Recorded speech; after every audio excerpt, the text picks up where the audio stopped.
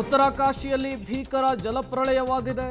ರಣಚಂಡಿ ಪ್ರವಾಹದಲ್ಲಿ 4 ಜಲಸಮಾಧಿಯಾಗಿದ್ದಾರೆ ಎನ್ನುವಂತಹ ಮಾಹಿತಿ ಸಿಗ್ತಾ ಇದೆ. 50ರಿಂದ 60 ಜನ ಪ್ರವಾಹದಲ್ಲಿ ನಾಪತ್ತೆಯಾಗಿದ್ದಾರೆ. ಜಲಪ್ರಳಯದ ಬಗ್ಗೆ ಮಾಹಿತಿಯನ್ನು ಪಡೆದುಕೊಂಡಿದ್ದಾರೆ ಪ್ರಧಾನಿ ನರೇಂದ್ರ ಮೋದಿ ಅವರು. ರಕ್ಷಣಾ ಕಾರ್ಯಾಚರಣೆಗೆ ಧಾವಿಸಿದಾವೆ 3 ITBP, 4 NDRF ಟೀಮ್. ಆ ಪ್ರವಾಹದ ಭೀಕರತೆ ಹೇಗಿತ್ತು, ಯಾವ ರೀತಿಯಲ್ಲಿ ವಿಧ್ವಂಸಕತೆ ಸೃಷ್ಟಿಯಾಯಿತು ಅನ್ನೋದನ್ನು ನೋಡ್ತಾ ಇದ್ದೀರಿ. ಕಣ್ಣು ಮುಚ್ಚಿ ಕಣ್ಣು ಬಿಡುವಷ್ಟರಲ್ಲೇ ಇಡೀ ಗ್ರಾಮವೇ ಸಂಪೂರ್ಣವಾಗಿ ನಾಮಾವಶೇಷವಾಗಿ ಹೋಗಿದೆ. ಅಲ್ಲಿ ಮನೆ ಇತ್ತು, ಆಸ್ತಿ ಇತ್ತು, ಯಾವುದು ಕೂಡ ಕಾಣಿಸ್ತಾ ಇಲ್ಲ. ಆ ಪ್ರಮಾಣದಲ್ಲಿ ನೀರು ನುಗ್ಗಿದೆ. ಮತ್ತೊಂದು ಕಡೆ ಕೂಗಾಟ ಚೀರಾಟವನ್ನು ಕೂಡ ಗಮನಿಸ್ತಾ ಇದೆ. ಮತ್ತಷ್ಟು ಡೀಟೇಲ್ಸ್ ಅನ್ನು ಶಬೀರ್ ಕೊಡ್ತಾರೆ, ನೇರ ಸಂಪರ್ಕದಲ್ಲಿ ಜಾಯಿನ್ ಆಗಿದ್ದಾರೆ.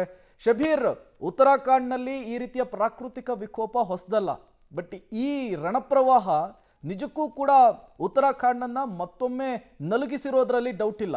ರಕ್ಷಣಾ ಕಾರ್ಯಾಚರಣೆ ಹೇಗೆ ಸಾಗ್ತಾ ಇದೆ, ಸಾವು ನೋವುಗಳ ಬಗ್ಗೆ ಏನು ಡೀಟೇಲ್ಸ್ ಸಿಗ್ತಾ ಇದೆ ಶಬೀರ್?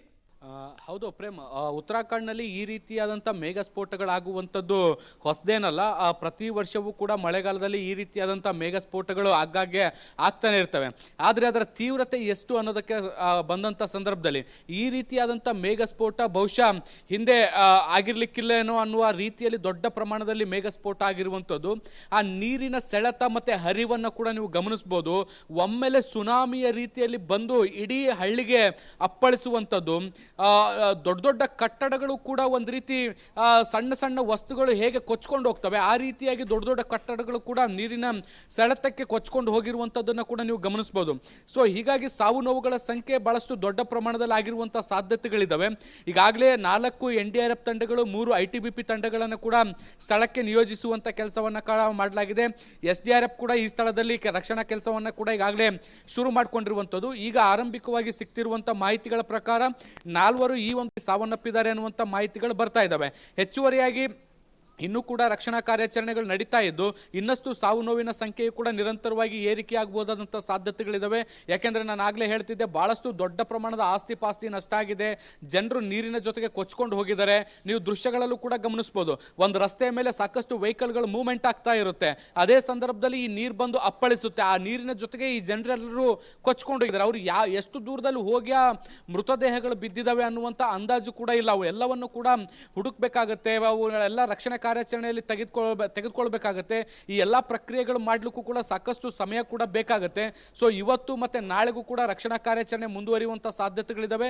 ಈಗಾಗಲೇ ಮುಖ್ಯಮಂತ್ರಿ ಪುಷ್ಕರ್ ಸಿಂಗ್ ಧಾಮಿ ಅವರು ಕೂಡ ಮಾಹಿತಿಯನ್ನು ತೆಗೆದುಕೊಂಡಿದ್ದಾರೆ. ಮತ್ತೆ ಪ್ರಧಾನಿ ನರೇಂದ್ರ ಮೋದಿ ಅವರಿಗೂ ಕೂಡ ಈ ಒಂದು ಘಟನೆಗೆ ಸಂಬಂಧಪಟ್ಟಂತೆ ಮಾಹಿತಿಯನ್ನು ತಲುಪಿಸುವಂತ ಕೆಲಸವನ್ನ ಕೂಡ ಮಾಡಿದ್ದಾರೆ. ಹೀಗಾಗಿ ಕೇಂದ್ರದ ಸಹಕಾರದಲ್ಲೂ ಕೂಡ ರಕ್ಷಣಾ ಕಾರ್ಯಾಚರಣೆಗಳು ಕೂಡ ಮುಂದುವರಿತಾ ಇರುವಂತದ್ದು. ಬಹುಶಃ ನಾಳೆಯವರೆಗೂ ಕೂಡ ಈ ಒಂದು ರಕ್ಷಣಾ ಕಾರ್ಯಾಚರಣೆಗಳನ್ನು ಮುಂದುವರಿಸಿ ಮೊದಲು ಜೀವಂತವಾಗಿದ್ದವರಿಗೆ ಹೆಚ್ಚಿನ ಆದ್ಯತೆಯನ್ನು ಕೊಟ್ಟು ಪ್ರಾಣಾಪಾಯದಿಂದ ಅವ್ರನ್ನ ಪಾರು ಮಾಡುವಂತ ಪ್ರಯತ್ನಗಳು ನಡೆಯುತ್ತೆ. ಅದಾದ ಬಳಿಕ ಮೃತದೇಹಗಳನ್ನು ಕೂಡ ಹೊರತೆಗೆಯುವಂತ ಕೆಲಸಗಳು ಕೂಡ ಶುರುವಾಗುತ್ತೆ. Prem, okay, thank you Shabir ತಮ್ಮೆಲ್ಲ ಮಾಹಿತಿಗಾಗಿ. ಈ ಪ್ರವಾಹದ ಭೀಕರತೆ ಎಷ್ಟಿತ್ತು ಅನ್ನೋದನ್ನು ದೃಶ್ಯ ತೋರಿಸ್ತಾ ಇದೆ.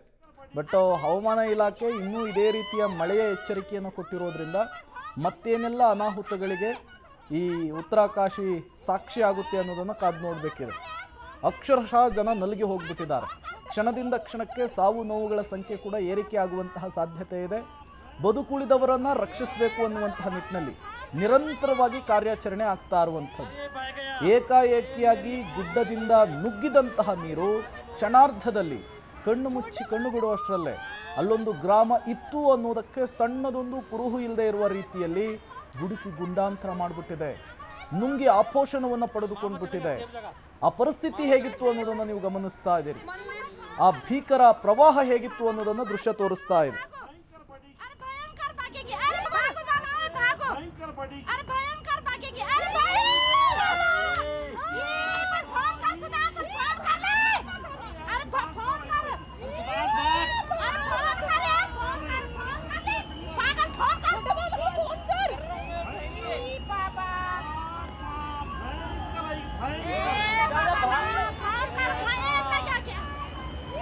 बह गया ये मेरी माँ जी ले, ये मेरी माँ जी लो। छोटे